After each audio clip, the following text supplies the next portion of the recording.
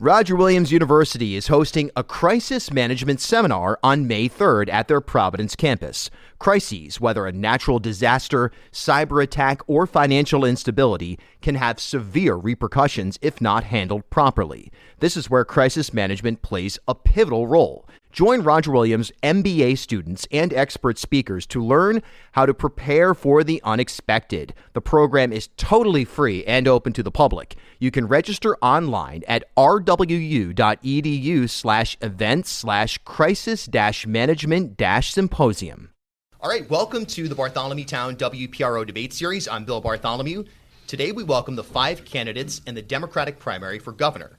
Governor Dan McKee, Secretary of State Nellie Gorbea, former CVS executive Helena Foulkes, former Secretary of State Matt Brown, and community activist Dr. Luis Daniel Munoz.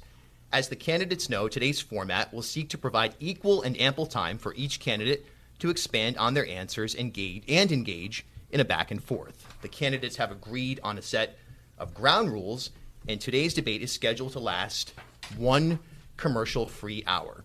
Let's begin with 60-second introductions, the order of which was generated randomly ahead of the start of today's forum, and we will begin with Mr. Brown. Thanks, Bill. Thanks for doing this. Rhode Islanders have been struggling for a long time, and the people running things aren't going to change it. They're the ones who got us here in the first place. We can change things.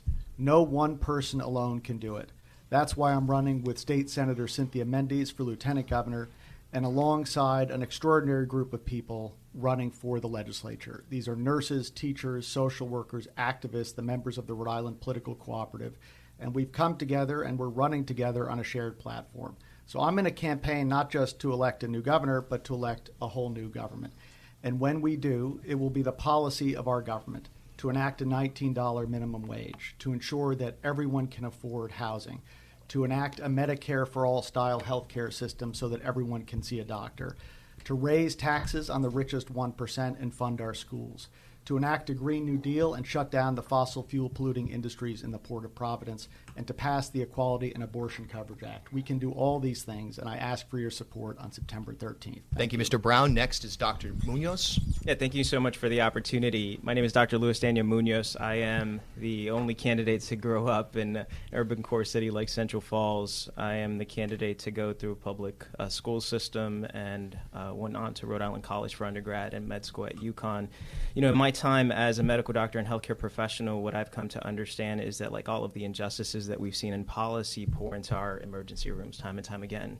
You know, people are unable to access affordable housing. They're unable to access quality education. When we talk about things like equity that gets pandered to our communities every 4 years, what we're continuously seeing is that we have administrations that don't go to our communities. They aren't speaking to our residents. They aren't assessing the needs of housing in Richmond as well as in Pawtucket. They also aren't thinking, strategically about how we can work together to change things. If you're looking for an outsider and someone who's going to push back on cronyism and someone who's going to fight for not just the budget but implementing solutions, that's me. Hopefully I'll have your support September 13th. Thank you, Dr. Munoz. Next is Governor McKee. Yeah, thanks, Bill. I became governor 18 months ago during what is considered one of the state of emergency that we've never experienced in our lifetime. And working together, it's impacted every family, but working together, we've done some really remarkable things. Rhode Island has gone from the lowest vaccinated state in the country to the very best. We lead the Northeast in reopening our economy, second in the country. We have the lowest unemployment rate in our state's history, and we still have good paying jobs available. My administration managed the largest budget surplus ever, and we used that surplus to end the car tax and provide over $75 million of immediate tax relief to people in Rhode Island. We provided a $250 child rebate, $40 million direct relief the families will receive this fall. We eliminated the state tax on military pensions and increased the tax exemption on Social Security to help our seniors. We're making historic investments in the state of Rhode Island, and we have just begun. So I would like, certainly have to ask people for their support. And I don't know where are we on this thing? We got another 2 seconds or something like that. Yeah. Okay. We're good. But we just got started, and not bad for a governor that lives with his mother. Thank you, Governor. Ms. Foulkes. Well, hello. I'm really excited to be here today. And I just want to say that change is hard. I'm running against career politicians and the idea that what we have is good enough. So I've made real change happen in my life. I've led big teams. At CVS, I managed 200,000 people in an $80 billion budget. And I led our decision at CVS at the time to get rid of cigarettes. From my business experience, I know how important it is that we grow our economy.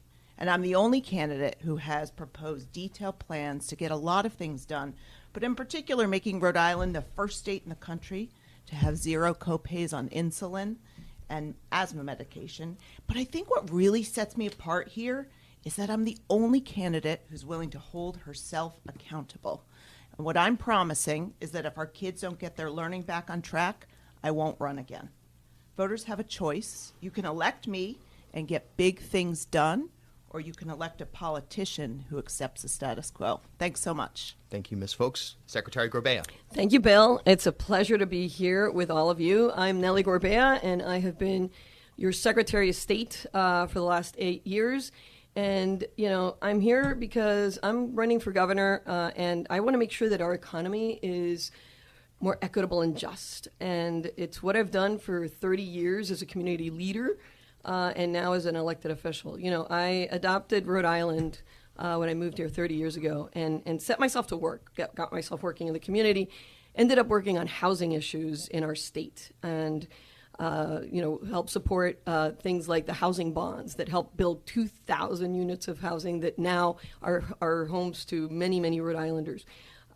We have an economy that needs to be changed. We have an economy that needs to focus on housing because housing is foundational to people's education, to their health, and to their well-being. And as your governor, I will make sure that we do that.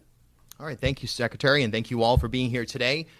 This initial section we're seeking 2-minute or so answers, and we'll have a chance and opportunity for rebuttal as required here. We'll begin with a topic you just mentioned, Secretary. Housing issues in Rhode Island have impacted a large portion of the state's population.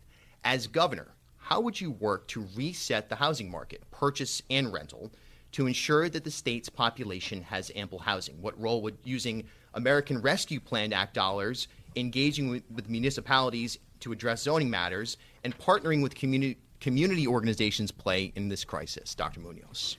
Yeah, thank you for the question, Bill. Reclaim just put out proposed initiative to really focus on rent stabilization. And I believe at the state level we should be pushing for legislation that would help renters survive and be able to pay rent, especially in a time where we're seeing the cost of rent increase. With regards to housing in general, I know that we're all going to stand here today and say that it's all about money, but it's not. It's also about bringing more transparency to the challenges at the local level, cities and towns, not only as it relates to zoning laws, but just to the bureaucracy, right, of what it means to focus not just on affordable housing, but on low income housing, on subsidized housing, on mixed housing structures that help us bring people together to overcome this really dark history of classism that we continue to face here in Rhode Island, where it's not just people in Providence that are being gentrified by Brown University, it's also people in Richmond that are third generation Richmond residents that are being pushed out. As someone who experienced homelessness in the past, someone who grew up with a single mother that had a very difficult time paying rent and taking care of her 5 kids, I take this very personal. And I think it's going to take a governor that's willing to fight for those ARPA dollars to be allocated strategically in areas of housing that, where municipalities that have the courage and willingness to reform their zoning laws, municipalities that want possibly more funding for their educational infrastructure, would work with us, right, to actively make things better. We have to also talk about the other factors, confounders around housing. People can't afford utilities, and we're facing 50% increase in utility rates, and we have a Public Utilities Commission that I don't think the division itself under the Utilities Commission is properly advocating for Rhode Islanders. So this isn't just a matter of housing, it's can people afford to live, and I'll be fighting for that as governor. Thank you. Thank you, Dr. Munoz. Governor McKee, on housing, how do you reset the housing market for all Rhode Islanders? Yeah, so we are doing that, and that's one of the advantages that certainly I have. I'm governor, and we've implemented a plan to address the homelessness issue and address the low-income housing as well as housing in general. So we know the cost of housing is too high. It's impacting families, and we need to do something about it, and I have done something about it. Proposed a $250 million investment in housing to the General Assembly, which they passed in my budget. We've established the first Secretary of Housing in the state, and we're working on that to expanding homelessness issues in terms of addressing that. I made a pledge that there wouldn't be a person that's looking for a shelter this winter in the coldest day of the year, that they would have that, and we're on our way to make that happen. Rent relief, we received $200 million in rent relief from the federal government, and we're going to get every dollar out. Rent relief along with utility relief as well. And we've already started in motion, $80 million investment, 825 units of housing in 17 different communities. We announced that just a few months ago. So this issue is one that I've been involved in for years. As mayor of Cumberland, we established the very first affordable housing plan approved by the state planning board in the state, and we were moving in that direction and still are in the town of Cumberland. So I've had experience in this area, but the biggest issue right now is the fact that we have there's a home ownership issue that needs to be addressed. We put money in for down payments to help people, especially in the minority communities who have low housing percentages, and we are in the motion. And also what I was very surprised about, with all the people who are working on housing over the years, there's not a written state housing plan. And we will have a written state housing plan. And we'll bring all 39 cities and towns to the table. We'll address exactly what needs to be done. And then each community we will, we'll invite, we'll certainly encourage, and strongly encourage that they're going to participate in addressing the issues that have to do with housing. Thank you, Governor. Ms. Foulkes, on housing, how would you address the housing crisis? Yeah, look, I talk to Rhode Islanders every day who are feeling priced out of this state, young people in particular who say to me, Helena, I cannot even imagine affording to have the home that I grew up in, and I'm making more money than my parents did back then. So it is a real crisis. I think it's a really important example of politicians talking about a lot of things but not getting anything done. If you look at the last decade, we've had the lowest production of housing in the country on a per capita basis. And I think this relates to having a focus on milestones, actions plans. We're too slow. We aim too low. And just to give you a couple of examples that would get us moving quickly while we aim for big change, California has accessory dwelling units, and that's something we could adopt very easily and make sure that we allow people to, for example, build an apartment over their garage that they can move into and rent out the bigger unit. We should be pushing for a change that allows any home in the state built before 1980 to be converted into multi-unit housing. These are the kinds of ideas that could increase supply quickly while we're aiming for big change. And so for me, it's about having a big plan to get to 20,000 units, but holding ourselves accountable for specific actions, clear results, not just the constant talk we get from politicians who say they've been working on this for so long and haven't produced anything.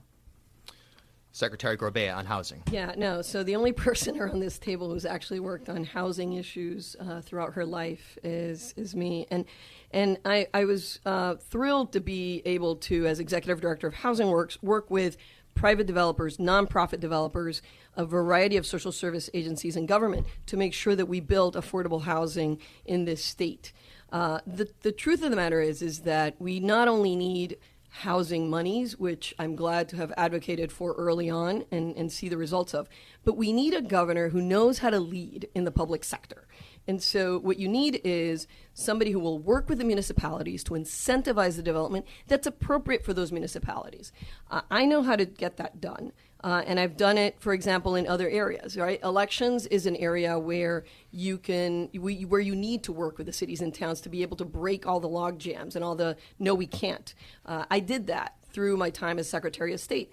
Between my knowledge of housing and in terms of the issue that it is and how difficult it is for seniors and young people and working families to be able to find a place to call home, and my experience as a public sector leader, I know that I'm ready to change this on day one.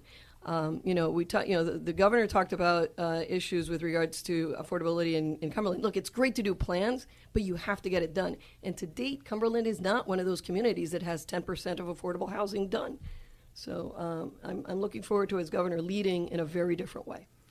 Thank you, Secretary. Governor, I don't know if you want to address that notion on Cumberland before we move on to Mr. Brown. No, it's a statewide issue. I'm the only person at this table that's been a mayor and being able to bring municipality leaders together in a way that we get things done. We'll do the same thing on the housing. All right, thank you, Governor. Mr. Brown, on housing. So people have been struggling here to afford housing for a long time, and the crisis has only gotten worse. Rents in the Providence area went up 24% in just 2 years. That's not manageable. And the costs of owning a home have skyrocketed as well. And meanwhile, the people running things over and over and over give massive tax breaks to corporate developers to build luxury apartments. Just this year, Governor McKee gave tens of millions of dollars to the developers of the Superman building to build apartments that most Rhode Islanders are never going to be able to afford, while people are struggling just to keep a roof over their heads. That's wrong. Those are policy choices, policy decisions to look out for the wealthiest people instead of people who are struggling. And that needs to end. As governor, it will be my policy, and it will be the policy of our government, that everyone can afford to put a roof over their heads and over their children's heads. And we'll do it by building tens of thousands of truly affordable homes. Under our plan, no one will pay more than 20% for their home. We will end the bans on multifamily units around the state, and we will enact a cap on rents so that rents cannot be raised more than 4% a year. We can do all of this. This is the richest country in the world. We can ensure that everyone can afford to have a home. We just need to change our priorities. Governor, Mr. Brown says that your policies have contributed to the housing crisis. Your response? Well, first of all, say that he's not correct. But we need a housing plan. We don't have a written housing plan. We're going to have a housing plan, and we're going to bring all 39 cities and towns into the mix, along with all the providers that we have invested a great deal of money in this year, whether it's from homelessness to fair market value.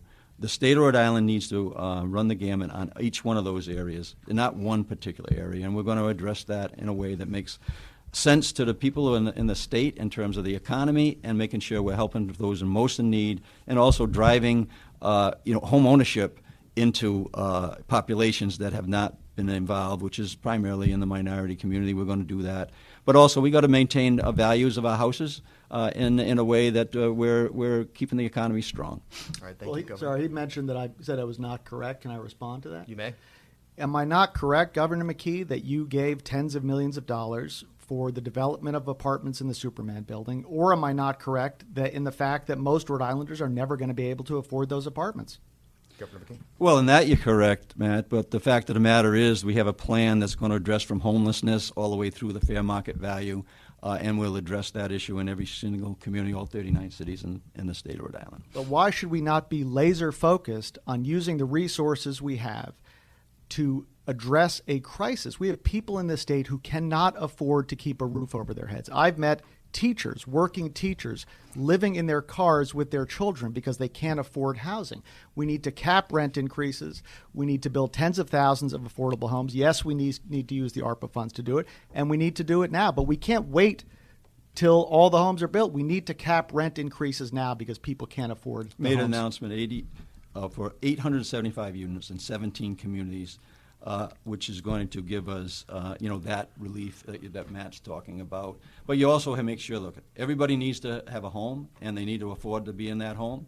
And and we got to make sure that's from homelessness all the way to fair market value, and that's what our plan is doing with a $250 million investment.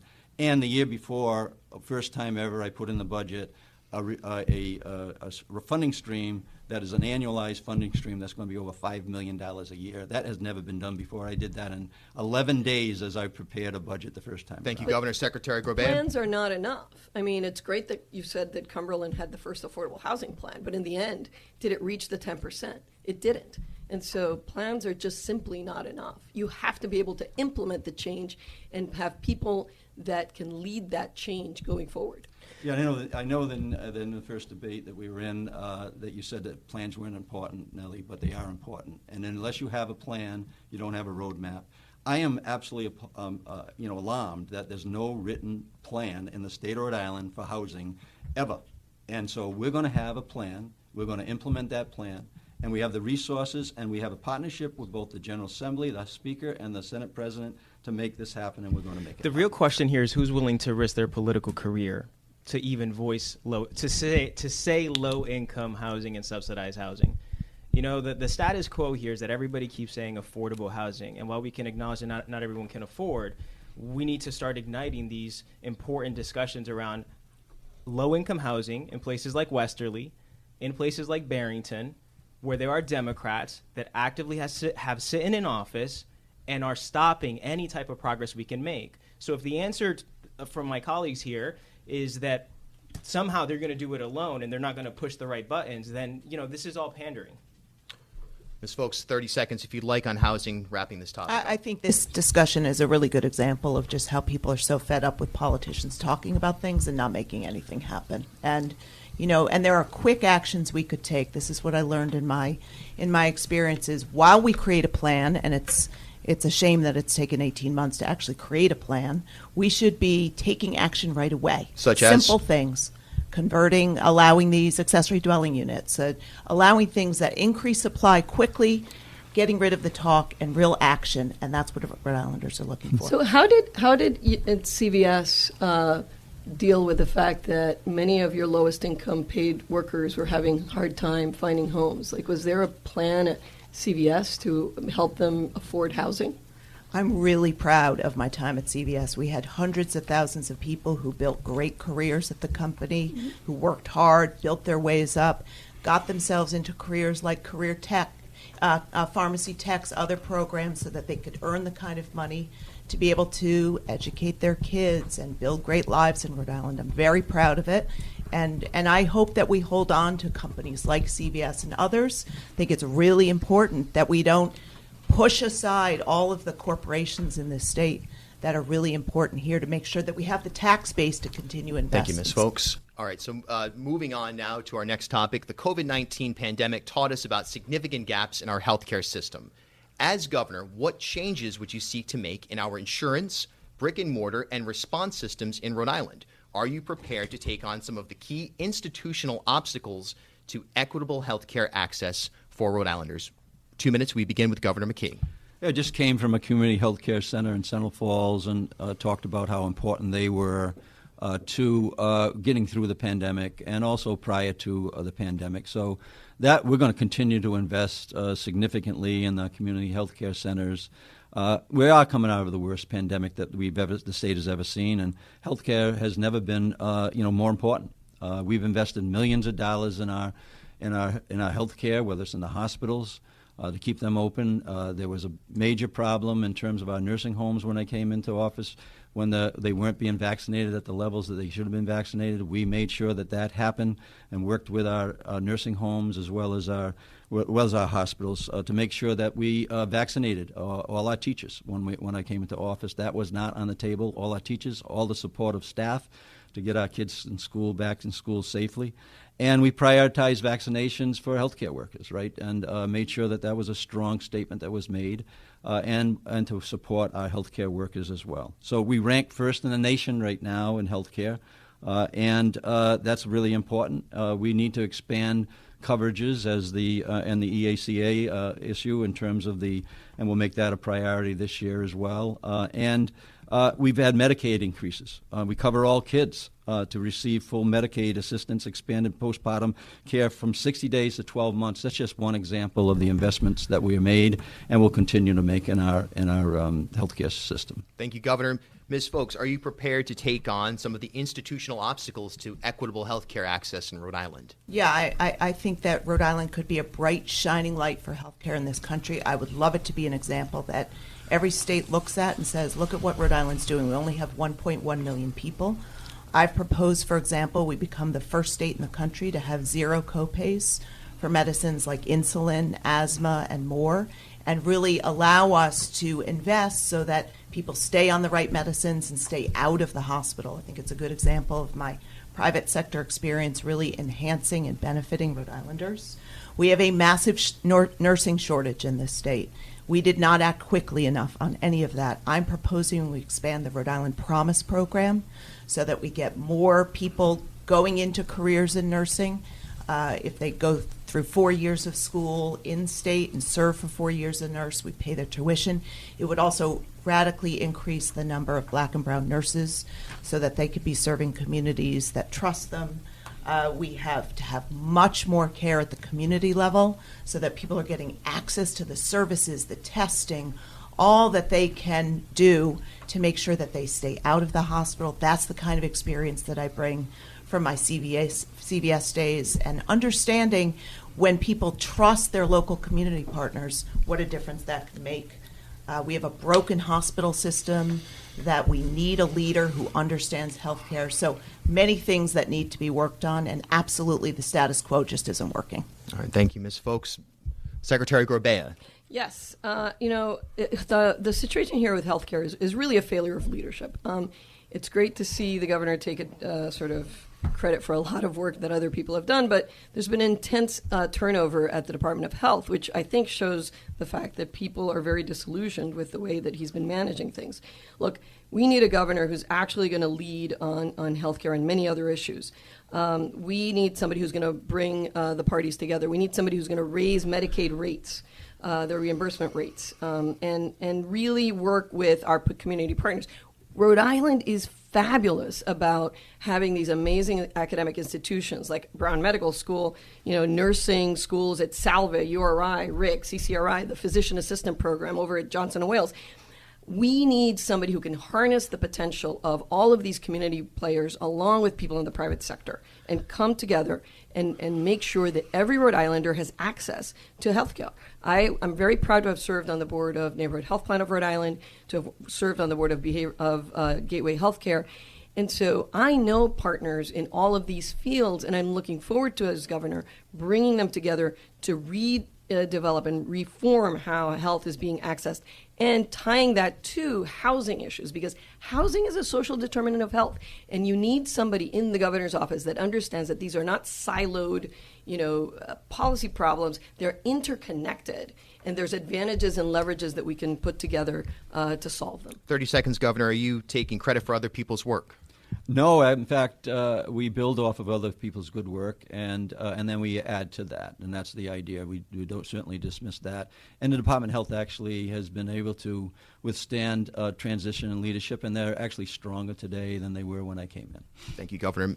Mr. Brown, on health care, would you be willing to take on those institutional obstacles, and how would you reform health care in Rhode Island? Yeah, the problem with healthcare is that the system is not designed to provide people with health care. It's designed to maximize profits for insurance companies and pharmaceutical companies. It is a cruel and immoral and incredibly ineffective system. So I would build a Medicare for all style system as governor that takes the profit making out of it so that we can ensure that everyone can see a doctor and get their medicines and get the health care that they need. We also, when it comes to health care, need to think about how we're going to pass the Equality and Abortion Coverage Act. Ms. Foulkes, you say you are for it and for protecting abortion rights, but you donated to Mitch McConnell, who more than any other person in this country got us the right-wing Supreme Court we have that just overturned Roe v. Wade. Secretary Gorbea, you supported, canvassed for, and donated to former House Speaker Nick Mattiello, the most notorious and at the time powerful politician in the state who was working to block the codification of Roe v. Wade. Protecting abortion rights isn't about lip service during campaign season. It's about fighting for it. And that includes doing the work to replace politicians who are blocking abortion rights. That's why this year I am supporting Lenny Seo over Senate President Dominic Ruggiero and Jackie Anderson over House Speaker Joe Shekarchi, both of whom blocked the EACA last year. And if everybody here wants to support abortion rights and get the EACA passed, you should join me in supporting Jackie Anderson and Lenny Seo. 30 seconds each to respond, beginning with Ms. Foulkes. Yeah, look, I've said something most politicians don't say, which is I made a mistake and I'm sorry that I donated. I did this because I was working in a way that most people understand. You got to work across the aisle and make sure that you have people who you're working with to get big things done. And what I will say about this is that the governor had a golden opportunity to pass the EACA to make sure that the 1/3 of women in this state who get access to health care through Medicaid get access to abortion care. He did not include it in his budget. And so that is a big problem, and that's something I would have in my first budget out of the gate. We'll begin with Secretary Gorbea responding to Mr. Brown. I actually have been working on this for 30 years, Matt. I've been at rallies, I've been testifying, and I've supported the codification of Roe v. Wade, where the governor thought that that was maybe just a gesture back in 2019. I actually have been testifying and supporting and advocating for the right for a woman to choose. I am the only candidate around this table that's been endorsed by Emily's List, which is a national organization that supports pro-choice Democratic women. So I stand by my pro-choice credentials because I know the work that I've done all my life. The speaker was in a battle against a Republican that was anti-choice. In the end, I testified in favor of codifying Roe v. Wade, and we passed it despite the speaker's objections. So that's what we have here. We have to be able Thank to you, Secretary. fight these battles. So she mentioned my name. So you donated to Speaker Mattiello before his primary in the Democratic race, not just afterwards in the general election. You were a supporter of Speaker Mattiello's, and there was no person in this state more responsible for slowing and delaying and blocking the codification of Roe v. Wade. I have testified. I have rallied also for Roe v. Wade rights. But the test of leadership is when it's difficult, when it comes at a cost, when it's difficult for our political careers, what are we going to do? And you were on the side of Speaker Mattiello, and I am working this year to defeat Joe Shekarchi and Senate President Ruggiero and support people like Lenny Seo and Jackie Anderson who are going to help us get the EACA passed and protect abortion rights. 15 seconds, Secretary. I have been here through thick and thin fighting for a woman's right to choose. And I have made sure that our election laws allow for greater numbers of people, working folks, and women who have challenging lives to be able to exercise their right to vote. So, there's no way that you can hold any more weight on this issue than what I have done, because I have fought and I have succeeded in helping pass the codification of Roe v. Wade and spoken to the Equality and Abortion Rights Act. Governor McKee. Yeah, so on the EACA, hearings were held. We sent letters in support, just like I did on the gun legislation. I believe that this is going to get taken up in the next session. Remember, on a budget issue, you need 2/3 of a vote. On a piece of legislation, you need 50% plus one. And the Speaker said he didn't even have the votes at that point in time. I think that's going to change. We're certainly going to address that, and we'll be putting that in the budget this year to just kind of push it along, because at that time the Speaker said it wasn't in the budget. We'll put the money in the budget, and then if the General Assembly passes it, the bill, I will sign the bill. All right, thank you, Governor. Dr. Munoz, on health care, how would you reform health care in Rhode Island? 2 minutes. Health care is a human right. Reproductive health is a human right. And when we talk about equity, I just want to say I was the one at this table that was actively standing against a merger that was being pushed out as though we're equitable when these hospital systems weren't even engaging with communities. I serve on the state's equity council and had to, call out an administration that was continuing a path that was actually set by the Raimondo administration in privatizing our public health system and in deploying a vaccination program that clearly was inequitable and continues to be inequitable if you look at Project Signal and the data that Brown University is collecting.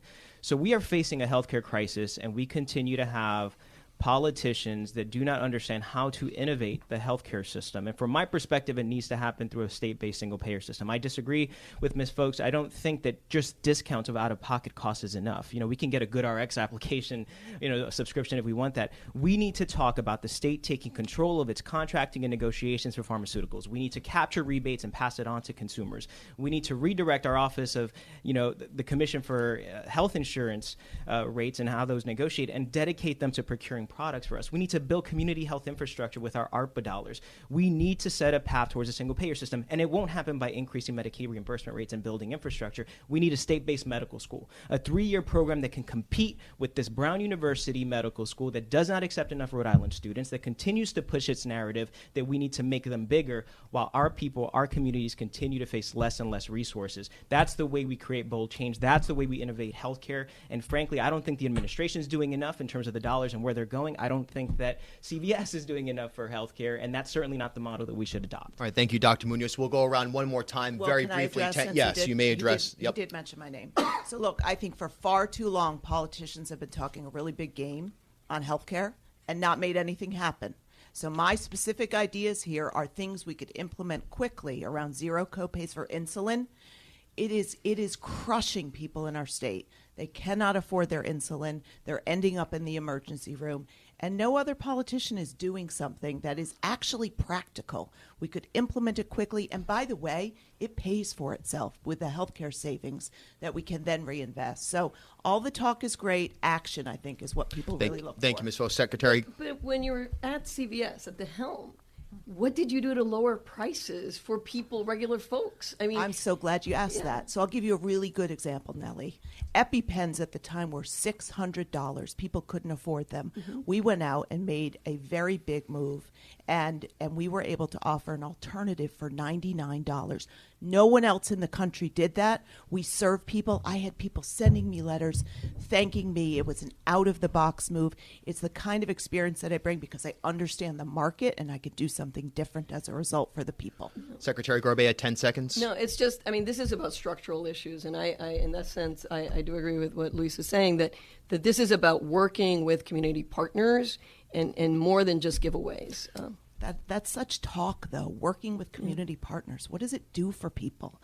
I mean, yes, it's necessary. I've worked my whole life with people across all different sectors. At the end of the day, people want results. They want something they can see here and now, not just talk. This is the difference between private healthcare, for-profit healthcare, and a single-payer system. It's a publicly funded program to ensure that we have capitations on drugs and their prices, that we have an active role in capturing rebates and extending them to Rhode Islanders. Not even Massachusetts, which is very progressive in healthcare, has taken legislation forward to ensure that we are extending rebates by mandate to consumers to ensure savings, reducing out-of-pocket costs for everyone in Rhode Island. Thank you, Dr. Munoz. 10 seconds each, Mr. Brown and Governor McKee, on healthcare. I think I covered it. We need a Medicare for all style system that takes the profit making out of healthcare so we can actually provide people with the healthcare that they need. Final 10 seconds. Yeah, continuing working on healthcare, but we also have the endorsement of the nurses because we streamlined the process to get the nurses into our nursing homes and the hospitals and many other reasons as well. But I'm happy to have their endorsement. I think it shows that we're heading in the right direction. All right, thank you, Governor. Moving on to our next topic. Again, 2-minute responses to this. Economic development. This is a multi-part question. Rhode Island has been consistently ranked by a variety of national publications as one of the poorest states in the nation to do business in. As governor, how would you improve Rhode Island's overall economy? And where do you stand on public-private partnerships such as Tidewater Landing and the revitalization of the Superman building to spur this sort of economic development? We begin with Ms. Foulkes. Yeah, well, listen, this is critical for our state. You know, the big thing that people really worry about is, will my children and grandchildren be able to have jobs in the future where they can afford to live in Rhode Island? It's an amazing state, but our economy has not lived up to it. We have a recession on the way, and I think it's more important than ever that we have a governor who really understands the economy and business and the new economy, not just the old economy. So the things that I would bring are universal job training, building on what Governor Raimondo did with Real Jobs Rhode Island. It is a place where we were a leader in the country, but there is a lot more we can do on job training. I think we need to invest in our strength. We have 400 miles of ocean. We could be a leader in the blue economy. And so I've proposed a $250 million bond to invest, make sure that we are building businesses, making sure that we're inviting entrepreneurs and investing back in climate. I think we have to do a lot more for small businesses to get rid of the bureaucracy. The last thing I would be doing is what Secretary Gorbea has proposed, to raise taxes on small businesses. And as it relates to Tidewater, I think the original deal definitely was something that would have been great for Pawtucket, but the governor made a big mistake by consolidating it down to the most expensive stadium in this country, and he's going to leave the taxpayers in a position where we have to fund the remaining part of the project, and there won't be dollars left to do so. Yeah. Secretary Gorbea. I'm glad you brought that up, Ms. Foulkes, because in the end, this is not about raising taxes on small businesses. This is about making big corporations pay their fair share. For decades, big corporations have actually made it seem like, oh, we're going to raise taxes on big corporations, we raise them on everybody. That is not the case. In fact, the Democratic Party should be the party of small businesses, and that is what I'm going to do as governor. So I want you to hear it from me. I am not taxing small businesses. I am taxing big corporations. Okay. That's it. But then go to your press release, and if you do the work to go into the details of your website, for any company that is a domestic profit corporation, they will be paying more taxes. Those are companies like Dell's, Greg's, Twin Oaks. They're all there. I looked them up myself, and those will be paying more taxes according to your press release. You have not looked at the details of my plan because we're in the process of actually putting it out. Unless you changed it. So, no, that is not what has happened. I am looking at taxing big corporations who have not paid their fair share to make sure that we do what we need to do for people, which is investing in them through education, housing, and addressing climate change. That's where the money's going to go. And, you know, if we had a place where housing was affordable, education was stellar, and we were already dealing with climate change, we absolutely would be having a thriving economy. And even big corporations, I'm sure, would be happy to do that. What we're talking about is raising the corporations tax to 1%. 1% to match what Massachusetts does, so that we can also invest, like Massachusetts, in education. Nellie, you put it out yourself. You've got to go back and look at your own press release. You're doing what politicians do. No. Be honest about it at least. Maybe you've changed your mind. It's fine if you realize you made a mistake, but this is not true. Go back to your own press release. My own documentation says that we are raising money on big corporations, and we're going to invest in small business and in the people of the state, because that is what the governor needs to do. Secretary, 30 seconds, public-private partnerships on of the sort of Tidewater Landing, the Superman revitalization. Yeah, no. So look, my focus for economic development is going to invest in people and in small businesses. We're going to be honest with voters and say, when the surpluses are gone from the federal government, when the surpluses are gone because we're finally doing government right again, we're going to go to big corporations and make sure that they're paying their fair share. We're going to make sure that we provide housing for our people, that education is fully funded across the board.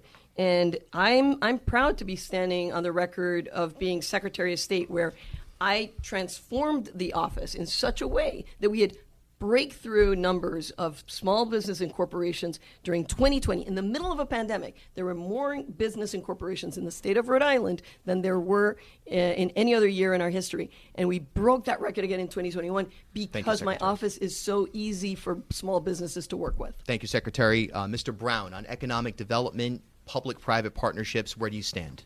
So don't we have 2 minutes for this? Can we start Yes. with 2 minutes each? Okay. So on economic development, I think, in my view, the problem is that the costs of the basic things that people need, like health care and housing, have gone up for years, and their wages have stayed roughly the same, and so people just can't get by. So we'll come at it from both sides when I'm governor. We're going to enact a $19 an hour minimum wage to get wages up so people have more money in their pockets. And we'll lower the cost of housing in the way that I outlined before by building tens of thousands of truly affordable homes, and lower the cost of health care by enacting a Medicare for All style system. When it comes to deals like Tidewater, let's talk about what's happening right now, because this is a case of corruption unfolding in our state as we speak. Governor McKee cast the deciding vote to give $60 million of public money to a corporate developer to build a soccer stadium.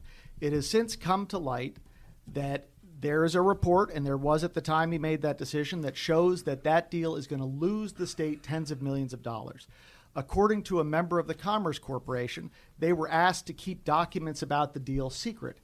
Now Governor McKee's administration is covering up the truth about how bad this deal is for Rhode Islanders by redacting critical information from public documents. On top of that, Governor McKee, you've taken campaign donations from the lobbyists for the Tidewater deal, and they've even hosted fundraisers for you. So Governor McKee, you need to immediately release all of the documents to the public about this deal, which at this point should be called Tidewater Gate, unredacted. And this is another example of why we need to elect a whole new government in this state. Governor McKee will allow you to respond to that in full. We'll move to Dr. Munoz, and then you'll have your full 2 minutes in which you'll be able to respond to everything there. Happy to. Dr. Munoz on economic development and Tidewater and other similar projects. Yeah, I mean, Tidewater, my biggest concern, it's another 38 studios. Here's why. When you front that much money, when you front it, the project becomes too big to fail. At that point, you're locked in. The Executive Office of Commerce also oversees the Office of Housing and Community Development, and we got to think, right? I mean, we're supposed to dedicate those dollars to the surrounding development. Really, it's supposed to go to affordable housing. And then we've decided that a soccer stadium is more important than affordable housing. Just the entire value system around that is twisted for me. And so I think it's a terrible investment. I think it is a wrong approach from a business investment standpoint. We incur the risk, taxpayers. As a Pawtucket resident, I'm speaking also as a taxpayer. And, when we think about moving forward, economic development does have to involve a livable wage. It's not $19. I mean, you need like $24 to pay for rent unless you're a college student. So we should be talking about supplemental wage programs for micro businesses. We also should talk about supporting micro businesses. Increasing tax rates on corporations means nothing if we're not phasing out regressive taxes like tangible property tax, which doesn't happen without negotiating with cities and towns. And we can use ARPA dollars to incentivize that type of tax reform. So again, what do we want to do? Do we have an implementation strategy, and where is it focused? I believe we should have a people-focused economy. And, the Secretary of State's office, with all the work that's been done to reorganize the office, we had businesses in Broad Street that couldn't access PPP loans because they had absolutely no infrastructure. We have forgotten micro businesses, and it will be my point to ensure that they are supported in our economic development plans. Thank you, Dr. Munoz. Governor McKee. He named the Secretary of State's office. Let's go to Governor McKee, then we'll come back to Secretary Gorbea. It's Governor McKee on the notion of Tidewater Gate. Is this a corrupt project? Well, it's not, but let's take a look at the overall idea of what the economy is all about. Providing good jobs for families so that they can live here. We're doing that. We're making sure that it's livable, eliminated the car tax, expanded tax cuts for seniors, veterans' pensions, no longer are they going to pay taxes on that, $250 a child credit that's going to be out in the fall, affordable housing, $250 million. So in the context of development, small business, let's talk about small businesses. As Lieutenant Governor, I certainly led the charge of making small businesses a priority in this state. And not only when I became governor, the first thing I did was make sure that $30 million that was appropriated in the prior administration actually went to our small businesses and small grants. I think we had almost 6,000 businesses get that. That was a direct result of the work as Lieutenant Governor into the governor's office. Right now, we are leading the Northeast on an economic recovery. These are facts. We have the lowest unemployment rate in the history of the state of Rhode Island. There's still good jobs available. And the reason there's good jobs available is because we're investing in a project and Amazon in Johnston. 1,200 labor jobs on that job right now, prevailing wage. 1,200 jobs that are going to be in the $40,000 to $70,000 range, taking people out of poverty in the state of Rhode Island. Not only that, are we investing $40 million in the fisheries in Galilee. We're investing well over $60 million in Quonset to make sure that that port is up to speed in terms of making the import-export strategies that are there. We are investing in South Key in East Providence with a new offshore wind, and we're investing significantly in amount of dollars in the offshore wind industry right now, and procuring over 1,000 megawatts of energy in the legislation I put in. That's going to electrify over 500,000 homes. Tidewater is just another example of an investment in our state.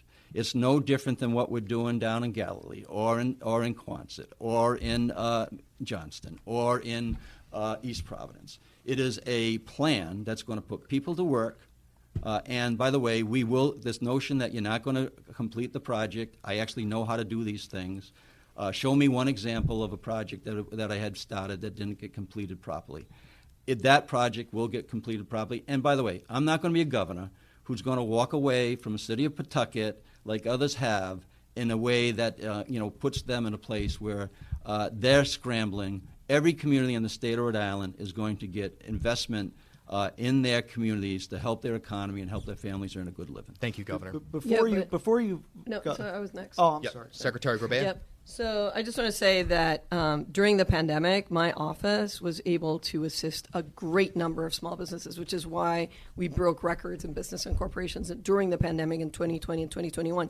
What made the difference is having done the work 5 years in a row before that in transforming the way the operations of that office worked. That is what made the difference. Thank you, Secretary. Mr. Brown. Oh, but Governor McKee, did you read the report before you cast the deciding vote for Tidewater that that concludes that the deal is going to lose tens of millions of dollars for the state?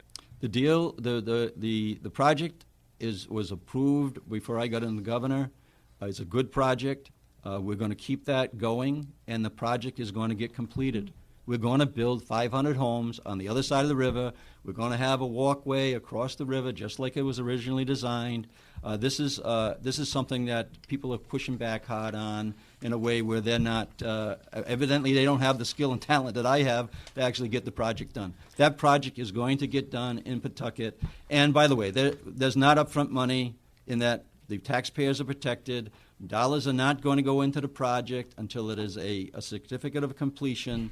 And those certificate of occupancy, just to be clear here. And it's a certificate of completion, Doctor. Municipal issues. Come on. It's a certificate of completion. And so the money, the taxpayer dollars are not going into that project until it is completed.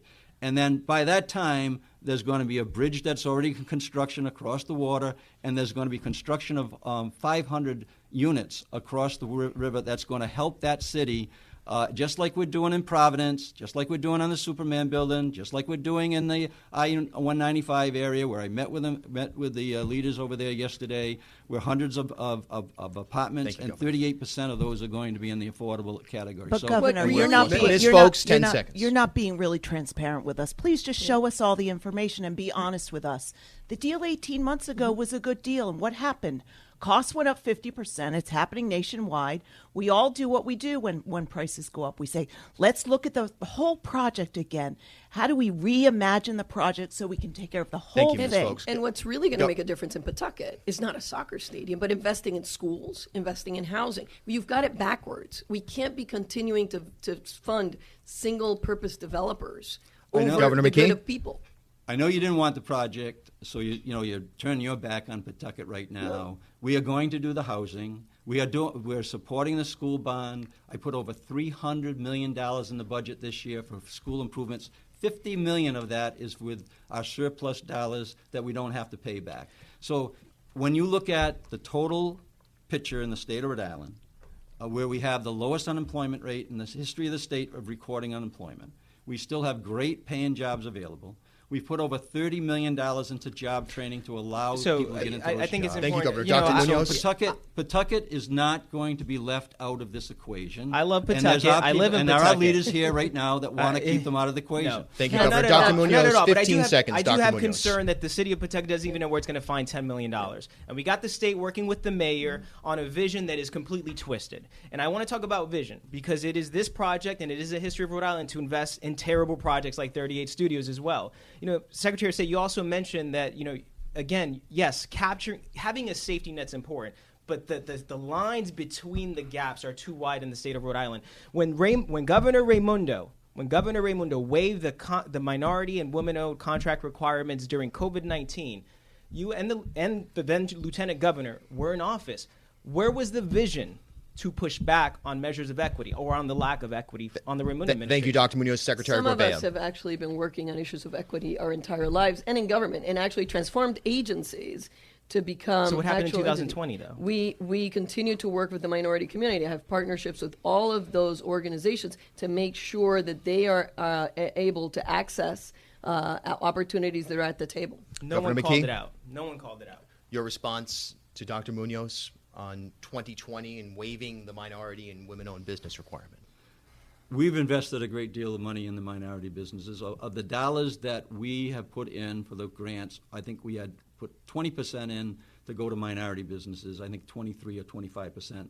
We also restructured the entire office of the ODO office with Tomasa Villa, and we are now providing, which we should have been before, contracts to minority and women-owned business at well over 10%, and 10% was the threshold, and we never got to that. So we have invested an incredible amount of dollars and effort to make sure that everybody has an equal opportunity and that we're taking down the hurdles that have been put in the way for far too long on minority and women-owned. Thank you, Governor. 15 seconds, Ms. This Foulkes. is another example where we're lacking real accountability and transparency. This is what we need. I've proposed an inspector general who would be specifically focused on making sure every department in this state lives up to the minority and women-owned businesses criteria, which we are not doing today. We've got to hold ourselves accountable for real results, not just talk. And I'll just say that one of us has actually been working with with organizations like the Hispanic Chamber has helped actual businesses and nonprofits get started in this state over the last 30 years and use their office to make sure that they had access to opportunities. And I would concede that, that there's an outsider in this table, and it certainly is me. And I think it's important for Rhode Islanders to have an outsider fighting for them. Yeah, and Oscar is a good friend. I've been working with the Hispanic community and the small business and their chamber. Actually connected them with the Israel business community, so there are partnerships going on. This notion that I'm not involved in small businesses is just a crazy notion.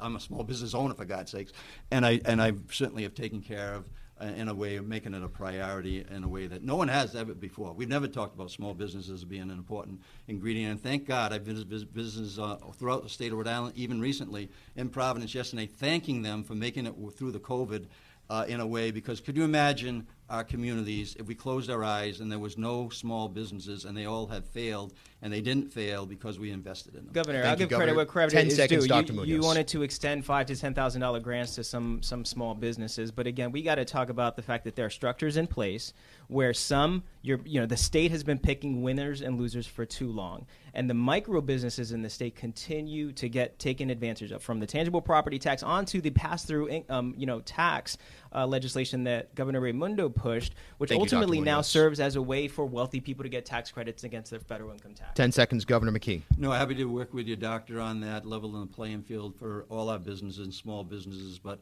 I'm fairly confident that I can say that the small businesses in virtually every community in the state of Rhode Island and every different group that they represent is going to be supported. Thank you, Governor. All right. Well, on that note, we have reached the point where we're not even going to have a lightning round today because we were in the thick of these topics. There obviously are many more topics that we could have gotten to, but I believe, if I'm not mistaken, we have hit close to the hour point here. So at this point, let's move on to closing statements. And we will go in the reverse order of our opening statements. These will be 60-second statements, beginning with Secretary Gorbea. So thank you, Bill, for having us here in WPRO and our listeners. Look, you know me.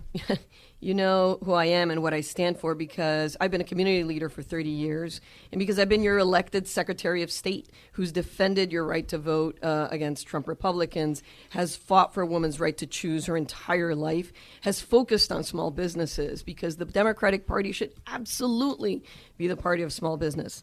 I'm a working mom who's lived the urgency of trying to find childcare in a state where she didn't have extended family, finding schools for our kids, making sure that there are jobs that are available that pay a living wage. Those are all issues that I have worked on as a community leader and also now as your elected official. There's a lot of more work to be done. We need to pass an assault weapons ban. We need to make sure that the EACA is in the budget. And we need to make sure that we invest in Rhode Islanders. That is what the government should be doing. We should be investing in our people so that they can then lead the kinds of lives that they're set up to do. Thank you, Secretary. Ms. Foulkes. I think today we've heard two very different versions for the future, mine and these career politicians. And what I hear from people every day is that politics aren't working for people. We're seeing proof everywhere in this country and especially here in Rhode Island, and people are feeling disconnected because of it. I think the old way of politics with all these special interest groups, it's getting in the way of people feeling they can trust us. We're leaving far too many people behind. And I want to talk about something that hasn't even come up today, our children. We had a $1.1 billion infusion of ARPA dollars. We had a $900 million surplus. And because our children do not have lobbyists, we got nothing done for them. We live in a state where 33% of our kids don't pass their grade level reading tests and 20% in math. And what I have told people is if I don't get our kids' scores back up above where they were before COVID started, I won't run again. I'm holding myself accountable. I want to create a new pathway for the future and work with all Rhode Islanders, not just to get elected, but to make real change in the state, to serve our children, our grandchildren, and have a great future here. Thank you, Ms. Foulkes. Governor McKee. Yeah, before I was governor or mayor, I was a coach, and I didn't get elected, actually, a mayor until I was 48 years old, so I had a life before then, working in the community, establishing with the Boys and Girls Club, working as a small business owner. So I bring a perspective to this office that no one around this table does. I've had a full-time life prior to being elected, and now as governor, I was ready to make sure that we got shots in the arms. We lead the country in vaccinations. We lead the Northeast on an economic recovery. We have the lowest unemployment rate in the history of the state of Rhode Island, and there's still good jobs available for us to fulfill. So the difference between myself and the other candidates is I'm governor, and I have been governor, and I've acted in the best interest of the people in the state of Rhode Island, and we're getting the results that we need. Surely we have challenges, but we're going to meet those challenges. And I'd ask everybody for their support, and don't take this primary lightly. I have many people out there that really feel very strongly that I'm going to win this primary. I want to make sure that they show up. This is something that's very important to the state of Rhode Island, this election. I ask you for your support, and we're going to keep the progress going that we have going right now. And the facts are the facts. We are moving in a really strong direction. We have momentum like the state has never seen before. Thank you, Governor. Dr. Munoz, your closing remarks. Yeah, thank you for this opportunity. I think this is really about people asking themselves, what kind of governor do you want? Do you want a good manager? Do you want someone to keep things the way they are? Do you want an insider that's made so many concessions over the course of their career that they're willing to overlook the value system that inherently should be in our government, which is to take care of people? You know, growing up in Central Falls, observing how these systems work and how they continue to work today, for me it's very clear. Healthcare is at the center of this race because everything pours into our ERs, every problem we confront. So what I'm asking voters is to really think about whether you want an education system that's adequately funding, our students. And if so, I'm going to be fighting for an education funding formula that's equitable. Do you want dollars to be dedicated to housing to ensure that we have mixed housing so that people from Richmond to North Kingstown to Central Falls to Woonsocket have access to rent that's affordable and can also, again, live with others that may be of different means? I'm the governor that's going to fight for it. I'm the outsider. I'm the Central Falls warrior. And at the end of the day, we need a governor that's an activist and a warrior for Rhode Islanders. Thank you. Thank you, Dr. Munoz. And Mr. Brown, your closing remarks. Thank you. I've spent the last 3 decades starting and running nonprofit organizations that have tackled some of the toughest crises we're facing. I ran the City Year program in Rhode Island that provided tutors and mentors to our public schools. I co-founded and led Global Zero, an international organization that works for nuclear disarmament and to prevent nuclear war. I served as Secretary of State and worked to expand voting access.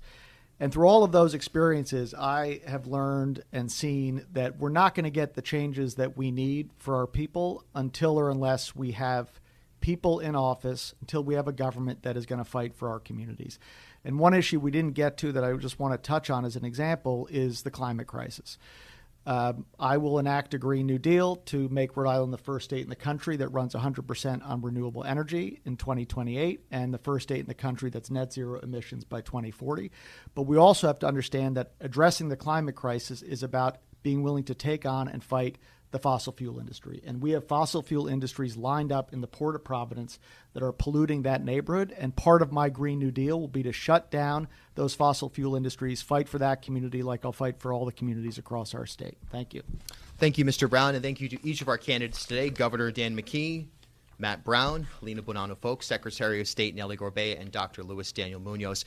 Thank you to all of our listeners here as well, from everyone here at WPRO and the Bartholomew Town Podcast. Have a great afternoon. We'll be back tomorrow at 4 p.m. here on WPRO with the candidates for the Democratic primary in the Mayor of Providence. Again, I'm Bill Bartholomew. Good afternoon. At HealthSource RI for Employers, we provide access to health insurance to more than 1,100 local businesses and nonprofits, and 96% of them renew through us every year. Maybe it's our choice of 19 different health plans, our 10 years of customizing solutions, or our one local team of dedicated experts helping employers find quality health insurance. See how our numbers stack up for you. Learn more at healthsourceri.com/employers.